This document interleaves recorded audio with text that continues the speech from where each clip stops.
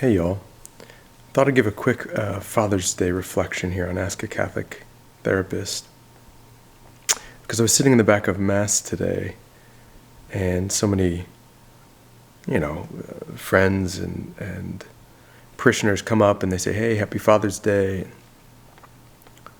And I was thinking about how utterly unprepared for the task of fatherhood I often feel. How big and overwhelming it feels to be responsible for the little minds, hearts, and souls of these kids. And the gospel was perfect. The gospel was the 5 loaves and the 2 fishes. And that's how it often feels, to me anyway. And I imagine for a lot of other dads out there, it feels like my kids have these multitudes of needs. Just so many, right? They need like the 5,000 need. They hunger like the 5,000. And I've got 5 loaves and 2 fishes. I'm utterly unprepared for the task. And I don't feel up for it. I think this isn't uncommon among dads. And so, what do? I think what we do is we offer our 5 loaves, our 2 fishes. We offer our poor, underwhelming offering, but it's what we have. It's the entirety of what we have. We often the sparse, little, underwhelming offering that we have, but we give it totally to the Lord, and we ask Him to take it and to multiply it and to make it enough to feed the hunger, to feed the needs of our children. I think it's not uncommon for a lot of dads to feel like they don't quite know how to be dads. They don't quite know what fatherhood looks like. And this may be because you haven't had that example in your life. Even if your dad was around, even if you knew your dad loved you, like it's not uncommon to still feel unprepared, in that a lot of times it's a struggle for men, in particular fathers, to teach their kids sort of the rich emotional and spiritual dimension of being human. And so sometimes I think dads, young men in particular, young dads feel a bit maybe like emotional and spiritual orphans. Like we don't know who to turn to learn about the spiritual life and emotions. And Pope Francis actually had a beautiful quote about this. He said that the Eucharist is a memorial.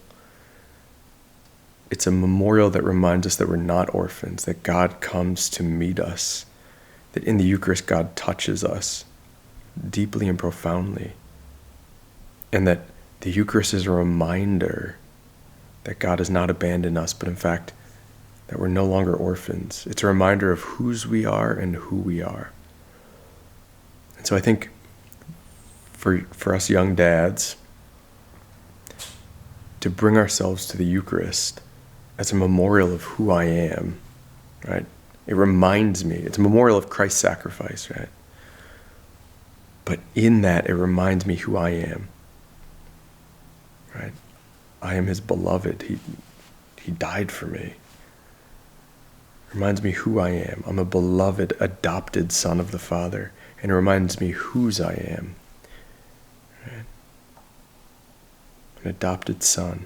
I think for us young men to be able to cry out from our hearts, Abba, Father, like Dad, that there's no age past which, right? When I think sometimes it can feel childish to us to cry out for our dads, and it's not. It's the most. It's so natural to want your dad, and so to cultivate in our hearts and our souls the ability to cry out, Abba, Father, Dad.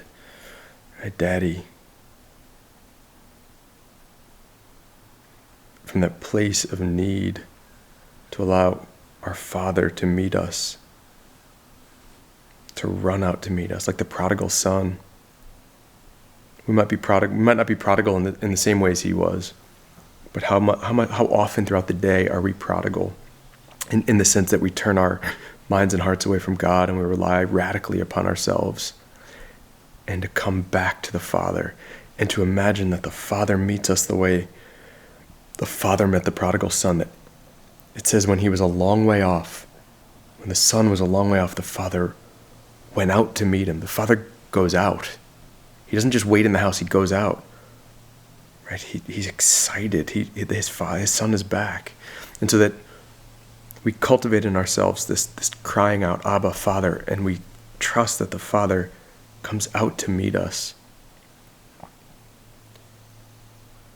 so that he might embrace us as the Father embraced the prodigal son.